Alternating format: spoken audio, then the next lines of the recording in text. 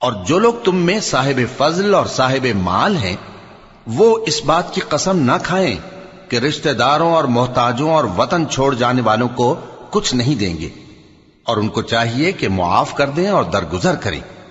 क्या तुम पसंद नहीं करते कि अल्लाह तुमको बख्श दे? और अल्लाह तो बख्शने वाला है, मेहरबान है। जो लोग परहेजगार और बुरे कामों से बेखबर और ईमानदार औरतों पर बदकारी की तोहमत लगाती हैं, उन पर दुनिया और आखिरत दोनों में लानत है और उनको सख्त अजाब होगा। यानी क़यामत के रोज, जिस दिन उनकी जबानें और हाथ और पांव सब उनके कामों की गवाही देंगे, उस दिन अल्लाह उनको उनके अमाल का पूरा पूरा और ठीक ठीक बदला देगा, और उनको मालूम हो जाएगा कि अल्लाह बरहक और हक को जाहिर करने वाला है। नापाक औरतें नापाक मर्दों के लिए हैं और नापाक मर्द नापाक औरतों के लिए।